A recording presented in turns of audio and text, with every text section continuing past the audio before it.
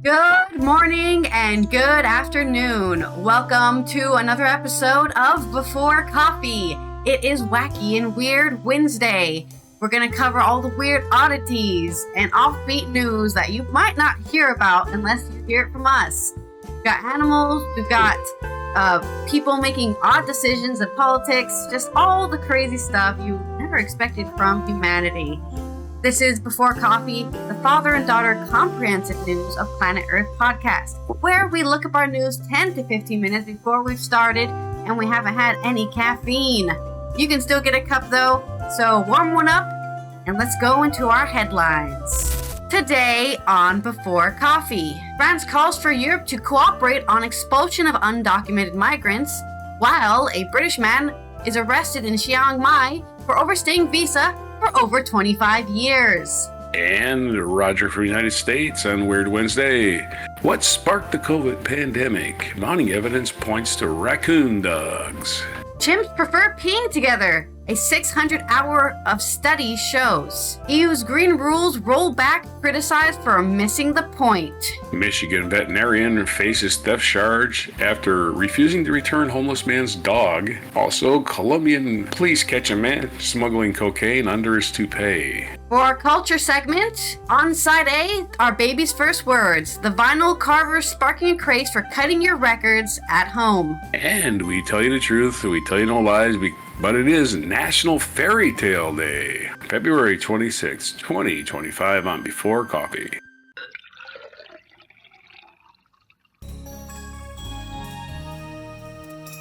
Fairy tales have some really great lessons you can learn, and maybe we'll learn some lessons today about humanity through our wacky and weird stories.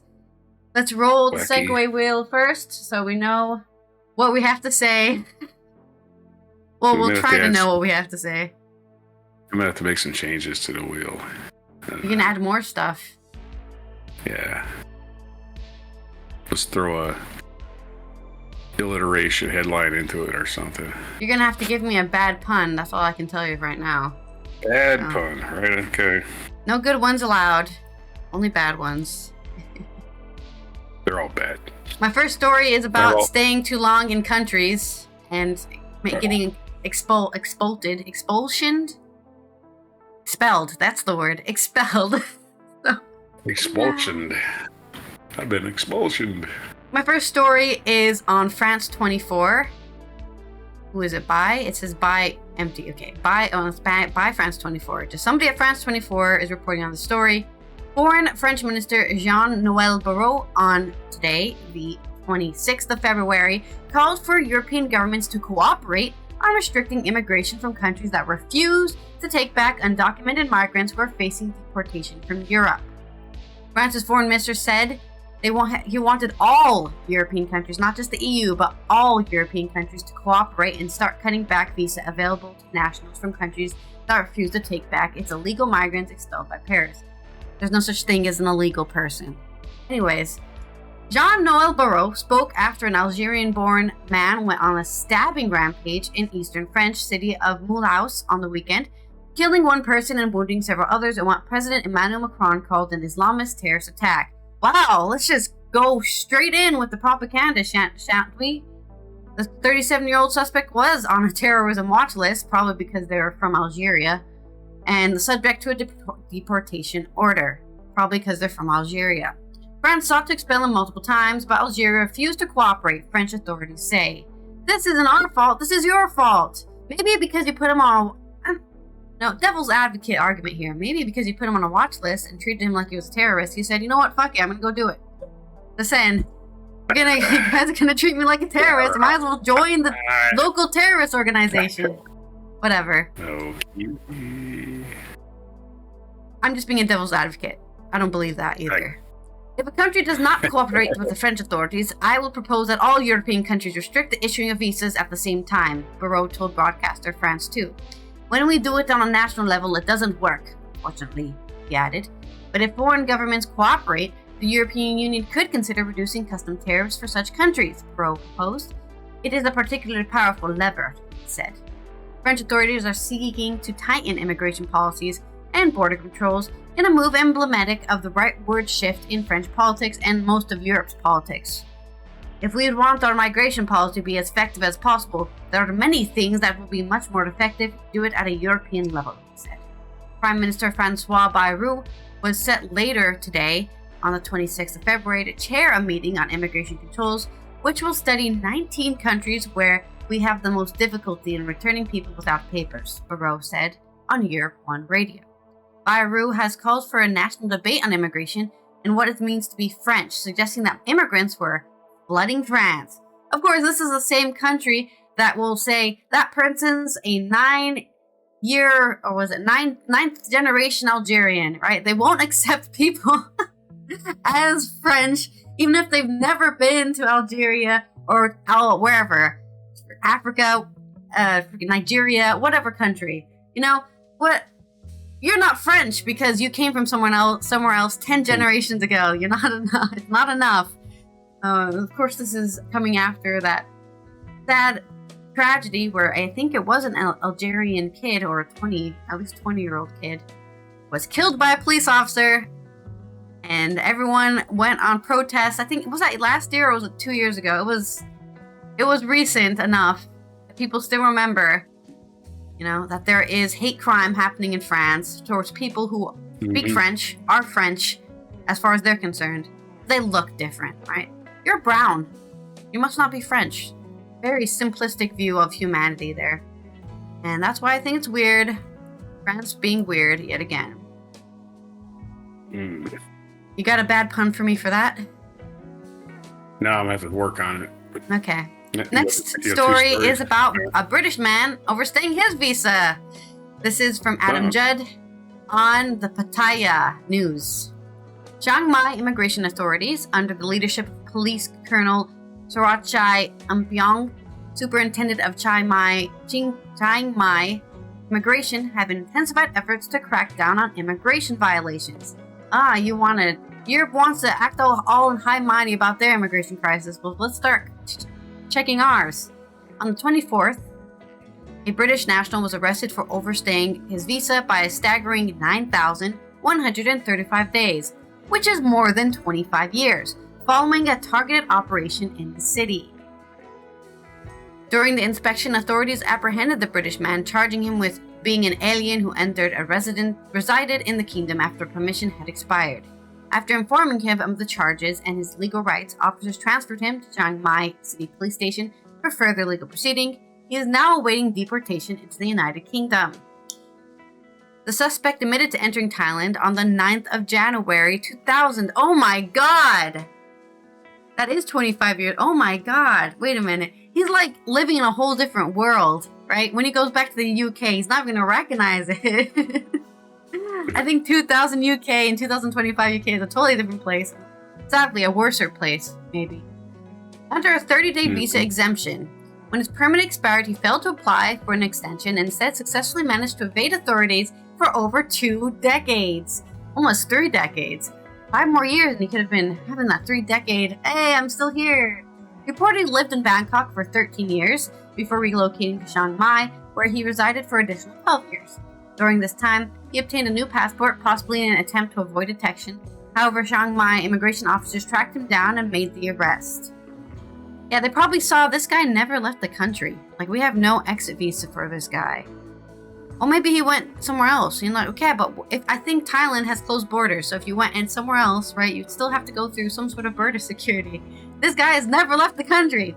One of this level of length is extremely unusual, and even immigration officers were shocked at how long the suspect, whose name wasn't released to the press, has evaded authorities. His name was withheld as immigration officials were further investigating the man and his connections to an attempt to determine exactly how he avoided them for so long. He possibly had a criminal record or history in the UK. Oh yeah, he's a gang leader. That's why he left in 2000, right? He was a footballer, gang leader, and he was like, I have to leave now. I'm gonna go hide away for 25 years in Thailand. Colonel Sorachi Mpyong emphasized that the Investigation and Suppression Division remains committed to identifying and apprehending foreigners who violate Thai immigration laws. The public is encouraged to report any relevant information or seek assistance directly from Chiang Mai Immigration. Contact options include the official website at chiangmai.immigration.go.th or the Facebook page on Facebook Chiang Mai or by calling 05-320-1755. Now, I'm pro-immigration everywhere. I don't think this stuff should be a problem, but this guy, for 25 years, he didn't attempt to become a citizen. He didn't attempt to do anything, right? So, I'm pro-immigration, but I'm also pro-paying your taxes. And I don't know what this guy was doing, but he definitely wasn't paying his taxes. So, they could have been building new roads in Thailand off this guy's 25-year tax exemption here. Right. So, I'm on the Thai government side this time for some, handing out what they get given back, I guess, from the rest of Europe who wants to be so anti-immigration. They're not even covering their own people who are out there being illegal, undocumented right. in other countries for 25 years. I'm sure this is just a rare case. I'm sure there's not like hundreds, thousands of people. I hope not. I really hope there's not. They don't have the bureaucracy to cover it all. No. But they think they can get all their undocumented people in their own country out when they can't even cover their own on other countries. But there's our stories on immigration, because I love talking about weird people and weird politicians deciding what they're doing with immigration. Right on. So whether you're a xenophobe in France or you're a person trying to scam the immigration system, you're up to no good. Hear it? You're up. Right. Anyway. All right, let's roll the wheel for our next segue. Righty. I had to say that. Anyway, there's your bad pun.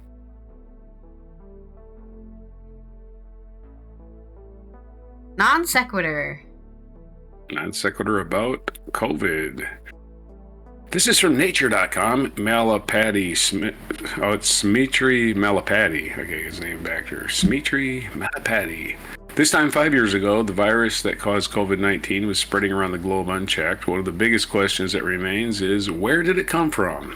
Today, mounting evidence from more than a dozen studies point to a person or people catching the virus from a wild animal or animals at the Hunan seafood market in Wuhan, China, the city at the epicenter of the outbreak. And the animal at the top of the list is the raccoon dog. The raccoon? What the hell's a raccoon dog? There's a very large focus on raccoon dogs, says Anuki. Christian Anderson, an evolutionary biologist at Scripps Research in La Jolla, California. Some scientists, including virologist Edward Holmes at the University of Sydney in Australia, have suspected raccoon dogs all along. On 21 January 2020, he sent an email to Anderson and another colleague with the subject, Outbreak Poker. In jest, he proposed a wager on the animal that might have carried the virus to people. I'm betting on raccoon dog, he said. Holmes had seen raccoon dogs at the Hunan market when he traveled to Wuhan in 2014. But part of the reason that raccoon dogs top the list of suspects is because they have been studied more than other animals, including ones also present at the market, says Michael Worobe, an evolutionary biologist at the University of Arizona in Tucson, sorry. There are more possible candidates. That's some big dyslexia there. Myron Koopmans, a virologist at the Erasmus MC in Rotterdam, the Netherlands, agrees. We have to be modest about our ability to predict which animal species sparked the COVID-19 pandemic, she says. The origin of the pandemic is still deeply politicized, and the lack of a clear answer hasn't helped. The virus probably originated in bats living in southern China. From there, many scientists think it affected an intermediate animal that passed it to people. The virus could also have passed directly from bats, although that is considered less likely given their habitat is far from Wuhan. And yeah, a lot of racists were trying to say, oh yeah, Chinese people eat bats. Like, no, that's not a thing. Stop making up bullshit just so you can be racist, right? And some still suggest that the virus could have escaped or been deliberately released from the Wuhan Institute of Virology, which is known for doing research on coronaviruses. One of the reasons raccoon dogs were suggested as a prime candidate early on is because they were probably involved in passing another related virus to people. In 2003, researchers isolated close matches of the virus that cause severe acute respiratory syndrome, or SARS, in several civets, and a raccoon dog at a live-in animal market in Guangdong, China. Guangdong. This should be in a song. This finding promoted researchers in Germany to investigate these animals' susceptibility to the SARS-CoV-2. They found that raccoon dogs can be infected by SARS-CoV-2 and despite not getting sick themselves, can pass on the infection to other animals. Studies by Holmes and his colleagues have also shown that farmed and wild raccoon dogs in China are often infected with many viruses that can jump between species. Raccoon dogs are very common viral hosts, says Holmes. Many of the first cases of COVID-19 involved a Hunan market, suggesting it was a location of the viral spillover. SARS-CoV-2 sequences from the first infected people in late 2019 and early 2020, along with the geolocation and epidemiology data, support this. During the outbreak, the market was shut down by authorities, but researchers know the raccoon dogs were being sold there and for their fur, and also as for food. So there you go. Don't let the meat. Hey, if you're gonna skin them, you might as well eat them too. Don't let the meat go to waste. In 2021, a study described the results of monthly surveys of live wild animals sold across 4 markets in Wuhan between May 2017 and November 19, including 7 stalls at Hunan. Every month, an average of 38 raccoon dogs were sold at these markets. The most sold species was the Amur hedgehog, at an average of 332 individuals a month. Masked palm civet, hog badgers, Civets are like deer, aren't they? Yeah, I suppose. Hog badgers, Chinese bamboo rats, and Malayan porcupines were also regularly sold. Wow, what a weird-ass market. Anyway, in 2019, sales records from the Hunan market also list trading of live animals or products from bamboo rats, porcupines, and hedgehogs, among others. Further evidence to support the raccoon dog theory came in 2023. Chinese research published genomic data of swabs taken at the Hunan market in January 2020 after it was shut down, including the stalls, rubbish bins, and sewage. Studies found that mitochondrial DNA of raccoon dogs in several swabs, including those that tested positive for SARS-CoV-2. Raccoon dogs and hoary bamboo rats were the most common mammalian wildlife species detected in the mitochondrial DNA. Material from civets and hog badgers was also found, but not in many samples. These findings don't prove that the animals were infected with the SARS-CoV-2, but had they been infected, this is the type of evidence you would expect to find. Unpublished work by Angela Rasmussen, a virologist at the University of Saskatchewan in Saskatoon, Canada, suggests that some of the raccoon dogs and greater hog badgers at the market were probably sick, although it's not clear what virus they were infected with. Other animals at the market which could have also been infected with the virus and possibly passed to the people include bamboo rats, Malayan porcupines, and Amur hedgehogs. Researchers don't know how susceptible those species are to SARS-CoV-2 infection and spread. Cellular studies suggest that Himalayan palm civets can be infected with the virus, but whether they can pass the virus on to other animals has not been studied. Partly because such studies are expensive and weren't a priority early in the pandemic. There's your story. 5 years in the making on the COVID-19 virus. Wow. And how it started, and boy, did it kill a lot of people. Yeah. I guess that tanuki was just playing another trick. Because raccoon dogs are famous in Japanese culture of playing tricks on humans. They're like foxes. So. That's obviously what's happening. It was obviously a whole trick that was going on. And, well, we got bamboozled for 5 years, plus more. Maybe. Right. We'll never really know how the trick went until like decades from now, when people look back on it going, that pandemic was catastrophic. Yeah. Okay. You get points. I get points. Next one. Next segue for you is going to be another bad pun. Oh boy, okay. I don't have to work on this. I just gotta think. I hope you have a good pun for I don't. chimps peeing. Mm. All right, this is our first story coming from Asahi.com. Sorry, the Asahi Shimbun is what it's actually called. From Rintaro Sakurai. It's so funny we're talking about tanuki when this is a Japanese study. A study in Japan suggests that peeing is contagious in chimpanzee troops. When one goes, they all tend to go. The question is why? Well, it's, I guess, safety in numbers, maybe. The finding is based on a more than 600-hour study of a chimp observations in Kumamoto Prefecture, according to a research team at Kyoto University. Team members found that chimpanzees with a lower status in the pecking order were more likely to engage in copycat behavior, highlighting the role of social influence in the physiological phenomenon of urinating. Other known examples of socially contagious behavior in animals include yawning and sudden mass movements of herds. The urination study marks a world's first. The behavior is far from uniform, however. Researchers noted that the behavior has social dimensions, as exemplified by the way yawning is more likely to spread among mutually close individuals. The same goes for animal herds that suddenly make a mad dash into the veld. In the latter case, individuals with a higher social status, as well as those with high central positions in the hierarchy, trigger the exodus. And not, it's like, everyone, we're going to the bathroom. Yes, sir. And not Onishi, a doctoral program student studying with the Kyoto University Graduate School, was in charge of observing the chimps in the latest study.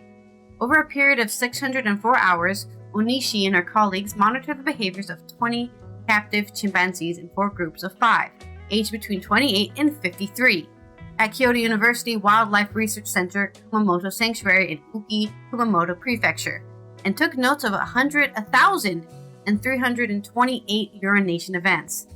They peed again. Yeah. They began with calculating urination rates by individuals and by time slot. 53 goes to the bathroom a lot. Weak bladder. Comparison with the repeated computer simulation showed that the observed urination behaviors of the chimpanzees synchronized, or occurred within 60 seconds of another urination event, at the rate of more than double what it would have been if the events had occurred randomly. That, however, does not offer definitive proof for social contagion because the tendency for synchrony may be caused by meals. That's what I was about to say. Like, if they just eat together and drink together at the same time, their body is going to move in the same level, and then it's going to be like, my bladder's... Unless another member has way too much water, drinks way more than everyone else, you're all going to have to use the bathroom at the same time. It happens even in your own house. If you live with roommates or other people, you'll notice, everyone has to use the bathroom, 3 hours after dinner or after lunch. We all need to use the bathroom. That's crazy. It's not that crazy, actually. It's Pavlovian, really, because it's a learned behavior. It's, at this time I pee, or when this happens I pee. Well, sometimes, sometimes that can be the case. Like, right, there are people who are like, I woke up, time for me to go to the bathroom, right? I get home, I gotta pee. Yeah. I gotta pee. I just came home from work. Yeah. Time to spend 3 hours in the bathroom. Not 3 hours. If you're going for 3 hours, go see a doctor. You need to get some more fiber in your diet. Categorization. Sorry. Worse than that. Yeah, okay, sorry. It's worse than that. For this reason, the team members checked the physical distance between the urinating individuals to study if the behavior is contagious. Categorization into the 3 classes of within arm's reach, 50 to 60 centimeters, within 3 meters, and over 3 meters, showed that the contagion of urination is more likely to occur between spatially closer individuals. Further studies on links with social closeness between individuals positioned in the pecking order and centrality in social networks showed that individuals with lower dominant status in the group were more likely to follow the urination of others.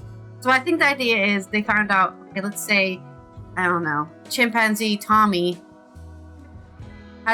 goes to the bathroom very, not that much when they're by themselves, but suddenly, when they're with the group, within the group's area, they're going at way more often than they normally would. I think that's probably why they first looked at their separate kind of internal clock, I guess, with going to the bathroom. Why urination is contagious is a separate issue. Onishi said answering that question is beyond the scope of the latest study, but she cited a number of candidate rationales: strengthening social cohesion among individuals, facilitating group behavior, and reducing the risk of being detected by predators who may smell out the urine by lying urination at the time. It's like, there's a lot of chimpanzees over here, that's all I smell. Behaviors that may appear casual at the first glance may contain clues to the complicated aspects of social evolution, such as mechanisms for maintaining agreement, Onishi has said. You can find the actual results of the study published on the 20th of January in Current Biology, a U.S. science journal at, I'm not going to give you the DOI link, but just find January 20th issue of Current Biology if you want to read the whole study. DOI links are usually public, so you can access them publicly. Elsewhere, you can find links to different ways to access it. In more environmental news, the EU wants... Pun. Oh, you got a pun for this. Cool. Okay. This is no monkeying around. If you're in a group, you're gonna do group behavior. All right, back to you. Urine. Pee. Potty humor. Hilarious. Coming from the EU Observer, Worcester van Gaal is telling us about the Europe's green transition and how some politicians are missing the point of it. Rising inflation costs and cost of living concerns, primarily driven by high gas prices, fueled a backlash led by business groups and conservatives who framed green policies as burdensome and too costly. Man, I think if gas is too expensive, you know what you can do? Not buy it anymore. You're welcome for this cost-saving advice. I really despise people who are like, it's too expensive. Stop buying it then. I can't live without it. Yes, you can. Calm down. It's gonna be okay. You can find an alternative. This narrative managed to convince many. By 2023, the EU's Green Deal began to falter, and by 2024, the EU's main objective shifted to industrial competitiveness. The EU Commission is set to unveil its long-awaited Omnibus Simplification Package on today, the 26th of February, a proposal aimed at easing the regulatory burden of companies while keeping the EU's climate ambitions intact. But critics, including me, are concerned that simplification measures proposed by the Commission are little more than a failed attempt to unwind green reporting requirements hated by corporations. The most significant changes in the Commission's proposal come in the form of drastic reductions of the reach of three pivotal pieces of legislation: the Corporate Sustainability Reporting Directive, CSRD, the Corporate Sustainability Due Diligence Directive, CSDDD, and the so-called taxonomy. I've been talking about this Green Deal for 3 years, it feels like. Under the new proposal, CSRD would only apply to companies with more than 1,000 employees, rather than 250. If adopted, this change would reduce the number of companies covered by approximately 85%. So instead of 85% more companies being covered and having to say, hey, we're not being green or we're using a lot of fossil fuels for our business, they don't have to say anything because they don't have 1,000 employees. And of course, this misses the point of the whole idea of the Green Deal. The EU's due diligence rules, which hold large corporations accountable for environmental issues and human rights violations in their supply chains, which critics point out hasn't been implemented yet, would be watered down in the Omnibus proposal.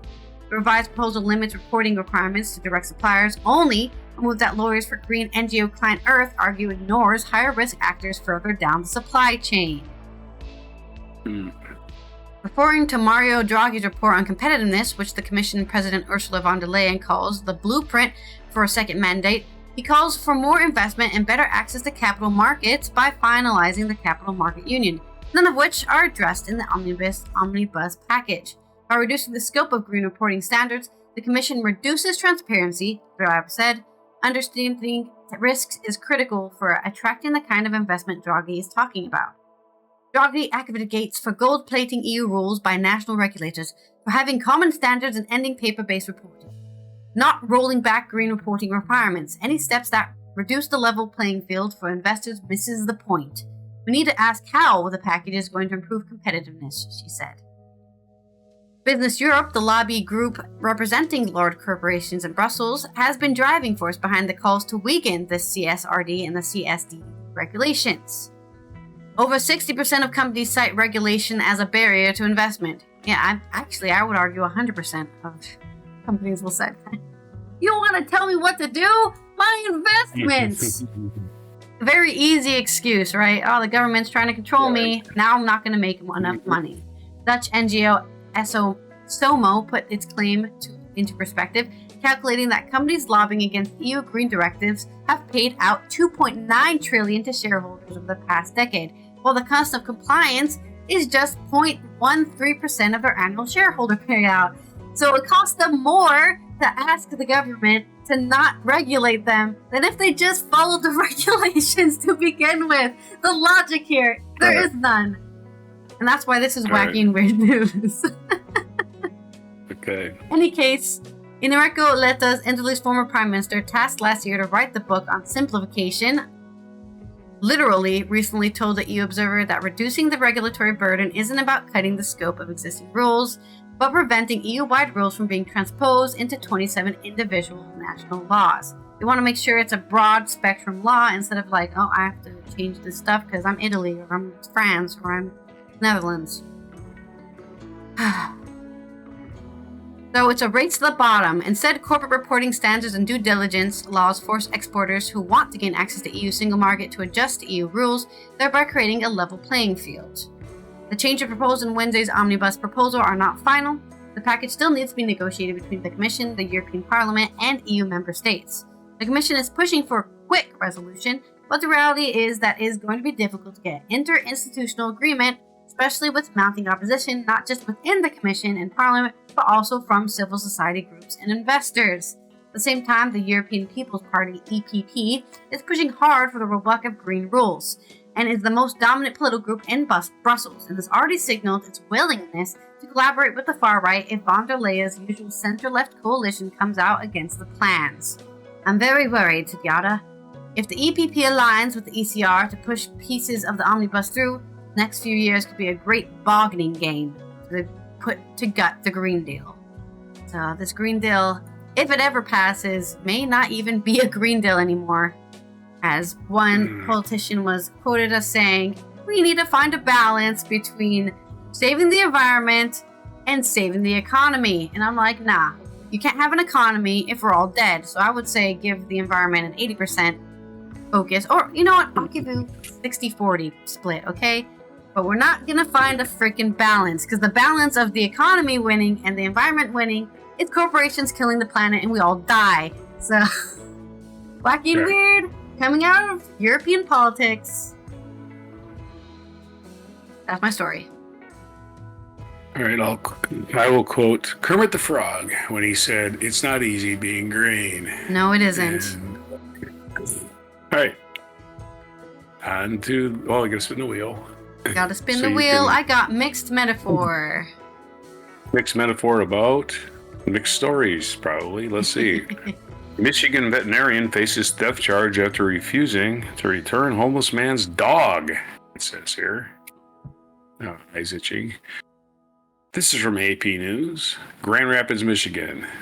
A Michigan veterinarian who said she rescued a distressed dog that was tied to a truck is facing a theft charge after failing to return him to a homeless man.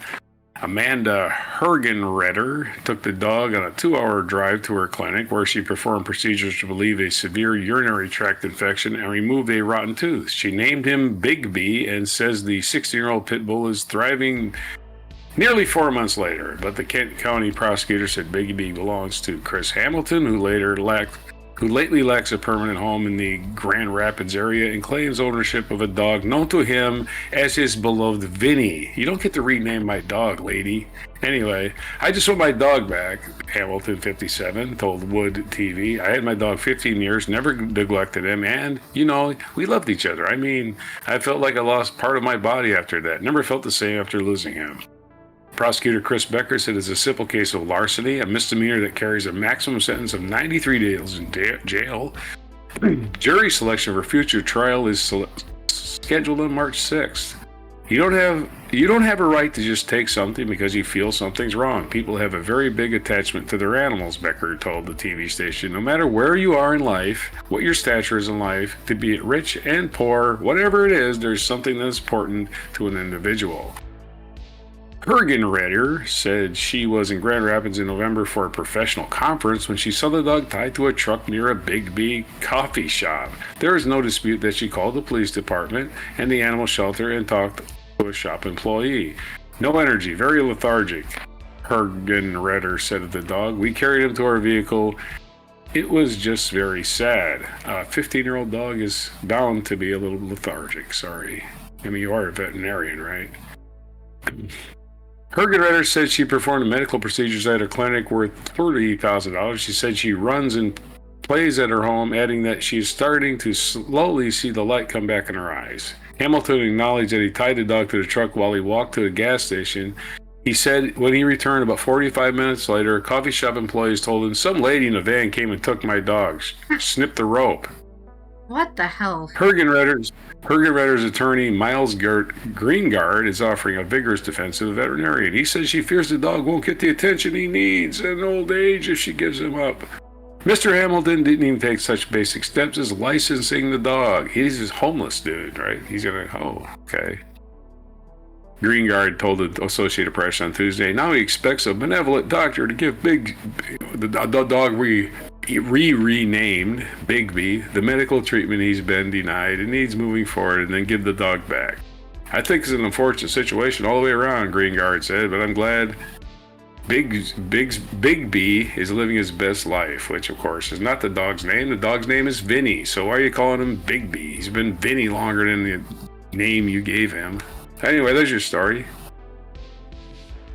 On to Colombia, unless you have a mixed metaphor for that one. About dogs and... About dogs? Dogs and toupees, because this is Colombian police catch a man smuggling packets of cocaine under his toupee. Right on. This is AP News, Manuel Rueda. Very short story. In Bogota, Colombia.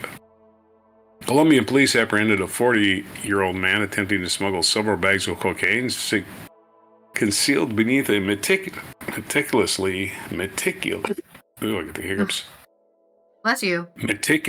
attached toupee. That's what happens when I talk too much early in the morning, I think. Police said the suspect was detained at Cartagena's airport on Monday as he prepared to board a flight to Amsterdam. A scanner revealed the hidden cargo, 220 grams of cocaine packaged in small bags, strategically placed under what authorities described as a narco wig. All right, a narco wig. You can get those at their local beauty supply store. Police estimate the street value of the drugs at approximately 10,000 euros in European markets. A police video released on Monday captured the moment an officer wearing blue gloves carefully removed the suspect's wig with scissors, revealing approximately a dozen packets of cocaine. Further, police statements confirmed the suspect's prior criminal record, which included 2 previous drug trafficking convictions. Organized crime groups are exploiting young people, falsely suggesting they can easily bypass our security measures, said Cartagena Police Commander General Gelver Yacid Pena. However, this case demonstrates that's not true. Well, all it demonstrates is you caught a guy, you know. What about the guys you didn't catch? We don't hear about them. Cocaine production in Colombia has been rising since 2013, according to the United Nations Office on Drug and Crime. A report published in October by the international organization found that the cultivation of cocoa bushes increased by 10% in Colombia in 2023, while potential cocaine production increased 53% from the previous year. American countries grow their own cocaine, man, lazy. While a 2016 peace agreement with the FARC rebels aimed at curb coca cultivation in the rural areas, smaller armed groups have filled the power vacuum, actively promoting lucrative cocaine trade. That's right, man. We're gonna need some metaphors for this. There's your story. Wow, I can't believe the crazy ways people try to smuggle drugs. He's really barking up into the high weeds because I guess he's getting high on drugs. All right, I guess. And dogs are getting stolen by people. Terrible. Okay. Barking up in high weeds. Okay, so nice. Okay. Let's roll Spin the wheel. My final spin. No more bad puns. Is this gonna remind you of a song? We'll find out. that what it is? Remind you of a song? Okay, that's easy enough. Coming off of The Guardian by Daniel Dillon Ray, we're going to talk about cutting your own records at home. So maybe there'll be a song in the article, huh? Yeah. Using a diamond needle, lathe cutters, and can turn blank vinyl disc into your very own record with a pressing run of however many or few you fancy. A booming business at home. If you want to buy a bespoke brand new machine to cut your own vinyl records at home, there seems to be just one man who can help you. Ulrich Sorasio's workshop is a disused railway station in a remote part of the Black Forest in Germany, and he is in extremely high demand. He's selective about who he sells the machine to, and if he does agree to make you a bit of kit, he's a little old school. He's cash only, so I had to travel there with 7,000 euros on me, recalls Don Downing, who bought one back in 2017. Downing then began running his own micro record label in Sheffield. Do It Thyssen, that's do it yourself in Yorkshire dialect, specializing in music from his home region. It was a retirement project to keep me out of mischief and give something back to the local scene, he says. But Downing has since put out 75 records, from the wonky weirdo punk of a Deathworms to the psychedelic kraut pop of Sister Wives, which he personally cut in his shed at the bottom of the garden. Oh, that's so amazing. The lathe cutting machine he picked up in Germany produces records one at a time using a diamond needle. They are cut in real time on the blank vinyl discs from a digital source.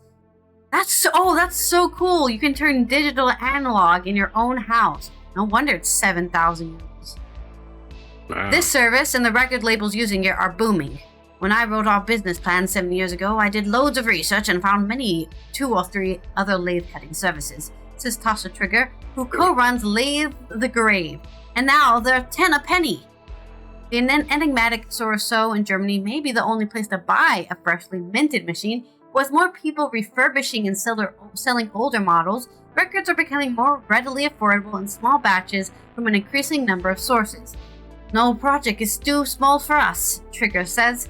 This means that people are getting even more niche things put on records now, using them as gifts, mementos, preserving family memories by pressing them into grooves. We've done one-off records of everything from a baby's first words pressed to vinyl to a gender reveal, one where they got their doctor to send us an email with the gender of the baby, as they had a choice of 2 songs for a boy and a girl. As well as serving smaller record labels, many lathe cutters also sell direct to artists who cannot afford to go to a large processing plant that requires a minimum order. It's like, I don't think I'm going to sell, 100,000 records, so I'm not going to order that many. I just want 300. Yeah. Oh no, sorry. The minimum is 300. Not everyone can afford 300 copies, Trigger says. So if we sell somebody 20 records, they can sell them all on tour and make their money back while getting coverage. Then that's all job done. Then they're not going to sit around with 200 spare copies holding up in their bed and start handing them out on the street, Oh, here's a vinyl. I don't even have a vinyl player. Here, take it. Graham Duff, known for writing TV shows such as Ideal, starring Johnny Vegas, also curates his own label, Heaven's Lathe, in collaboration with lathe cutters Bladude Files. It allows him all the fun and creativity of running a record label, but without the stress, risk, or workload that would usually go with it. They only cut 100 copies of each of their records they release, which have included music by Wire's Graham Lewis, Throbbing Bristol's Cozy Fanny Tutti, even one of Lee's Scratch Perry's final record recordings. For all of us all involved in a side project, Duff says, but it's something precarious. You can make a really high quality product, but you're not going to have a massive outlay. And lead times are much shorter. You could be waiting a year at bigger manufacturing plants, so this creates a much shorter route from having an idea to recording it and getting it out there. Yeah, just like burning your own CD or, recording your own mixtape, but instead with a vinyl. It's a win-win for artists, too, who can release a physical record stripped of the usual expectations and obligations. There's no pressure on the artist, says Duff. There's no cost. It's completely up to them what they want to release, and they retain all rights. He gives the example of Addie Newton from electronic experimentalist Clock DVA, who later cut a piece of piano music, opening up channels for people to explore. Demand is growing. Trigger is in talks with Sorosio about acquiring a third machine so that they can increase production next year. They currently run 2 machines for 70 hours a week and has enabled her and her partner to quit their other jobs. It's been incredible for us to be able to do this full time, she says. But ultimately, we want artists to support themselves and know that there are other options out there. And it's not just streaming or nothing. And that is definitely a push that is happening in the cultural environment now. We have a lot of people who are like, you know what? Digital is great for being able to access it easy and simply, but it just doesn't last. And a lot of people want to be able to listen to their favorite songs without worrying that licensing has gone away, or, Taylor Swift decided to delete all her albums off the internet again, because she has the power to do that, But if you have an album yourself, you don't have to worry about that. You can just put it on whenever you want. Same thing is happening with DVDs as well, right? It's very hard nowadays to find a DVD of your favorite film because it only released on Netflix. So you're gonna have to find a bootleg somehow so you can actually get what you want. Yeah. Downloading it doesn't last because it's going to be on a device that you downloaded it on, right? Reminds me of Get Back to making vinyl recordings. Physical media, everyone. All right, let's roll the wheel for my final segue, and let's get into this day in history. I have to get a bad pun. All right, I'm sure there's something in here I can make a bad pun about. Oh, for sure. In this day in history, and let's go all the way back to February 26th of 1802. Victor Hugo was born, a poet, novelist, and dramatist who was most important of the French Romantic writers. And having a beard, Victor Hugo. 1885, the Berlin West Africa Conference concluded, the major European countries having state claims to their colonial expansions in Central Africa. That's right. Let's divide up Africa amongst us white folks. 1919, the U.S. Congress established Grand Canyon National Park in northwestern Arizona. 1928, American singer and pianist Fats Domino was born, a rhythm and blues standout who became one of the first rock and roll stars. Happy birthday to Fats Domino, who would be a spry and vigorous 97 today. 1929, Grand Teton National Park was established in Wyoming. In 1950, it was expanded to include most of Jackson Hole National Monument. So this is National Monument Day, looks like. Because the Grand Canyon and, of course, Grand Teton. It's Grand National Park Day. 1951, American novelist James Jones, if that's his real name, published From Here to Eternity about the U.S. Army in Hawaii before the 1941 attack on Pearl Harbor. It was later adapted into an Academy Award-winning movie. From Here to Eternity, starring Frank Sinatra, among others. Ernest Borgnine, I forget the other people for some reason. 1993, the World Trade Center of New York City was bombed the first time in an act of terrorism, and Islamic radicals were later convicted for the crime. And of course, the World Trade Center survived. Oh wait, no it didn't.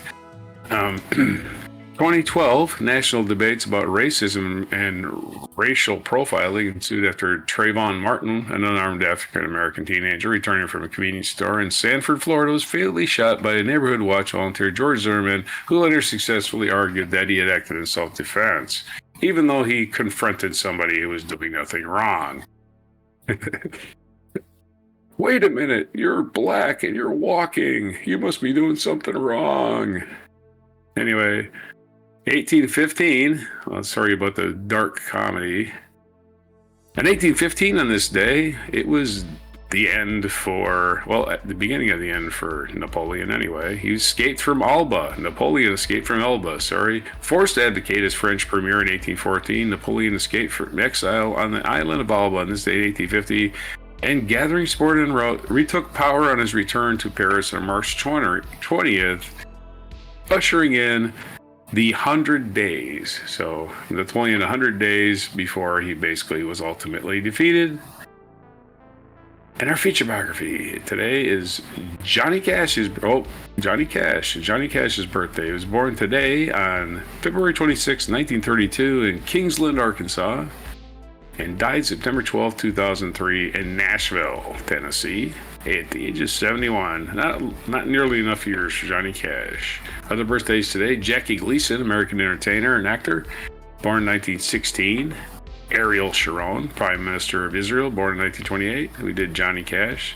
Recep Tayyip Erdogan, the President of Turkey. Happy birthday to you, you fascist. And 1971, Ayerkau Badu, American singer and songwriter, born in 1971. And what other days is it today? It is National Letter to an Elder Day. So if you can still write, and if your elder can still read, write them a letter. And it's National Set a Good Example Day. Yeah, you should always be setting a good example, or even a bad example. But we just let people know, hey, that was a bad example.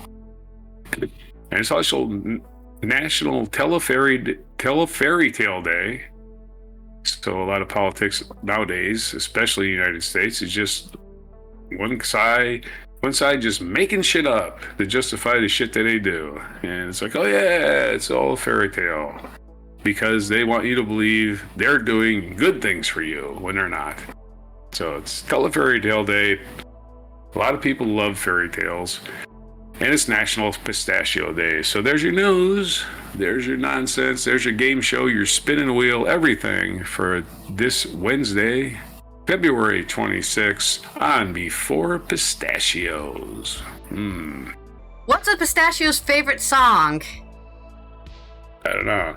I'm Cracking Up by Tom Pistachio. There you Wow, go. That's bad. It's a bad pun. It's a bad pun. And that's the worst thing eating pistachios. Yeah, cracking a pistachio shell is really difficult.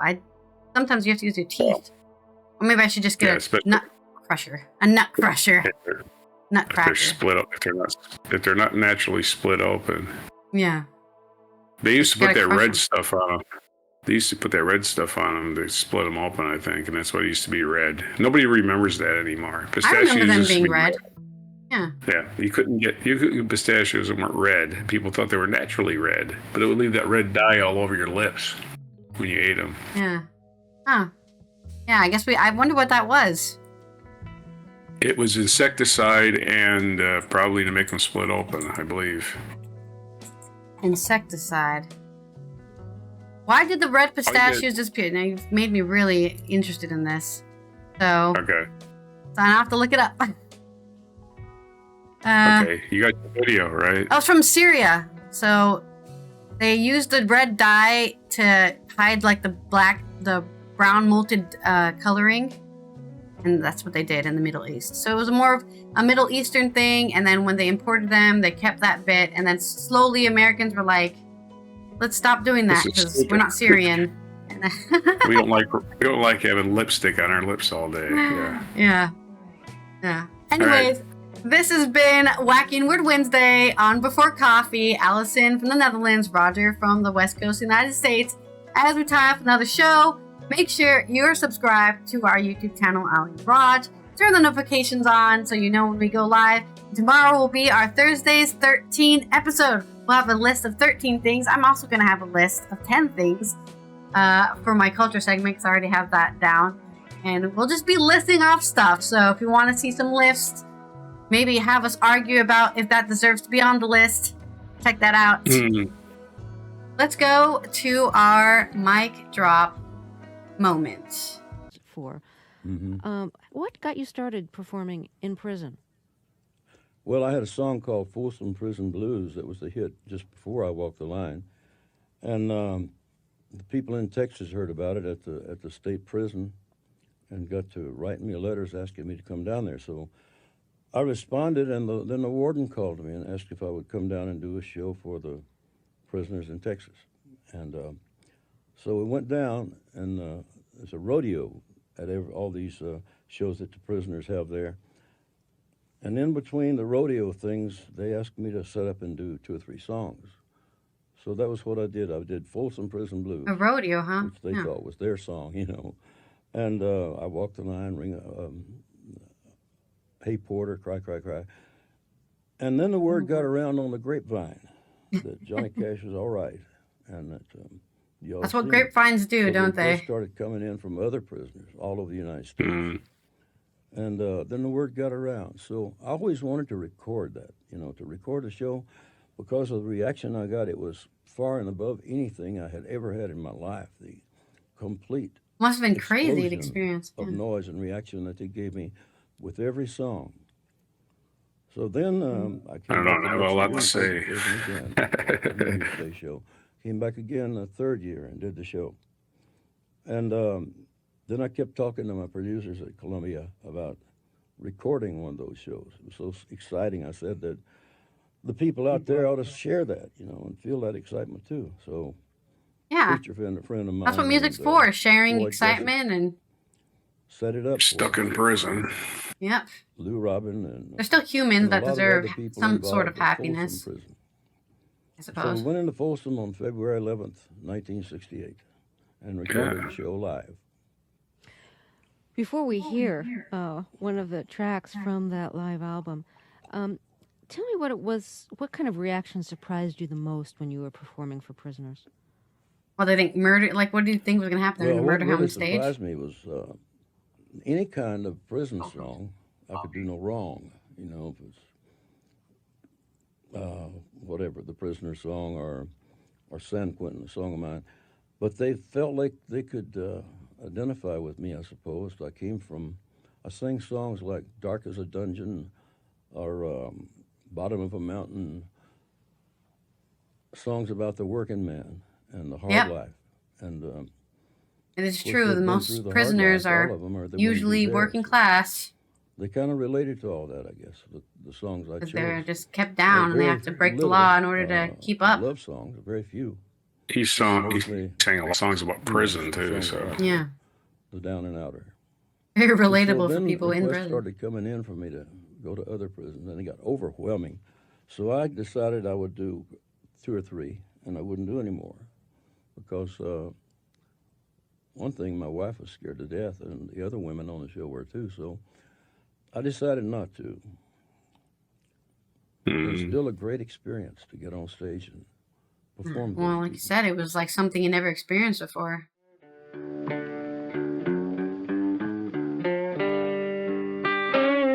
Be sure to hit the like, subscribe, and notify buttons, and follow our other channels, Toxic Alley, History of Gravy, and Scratchy Old Records.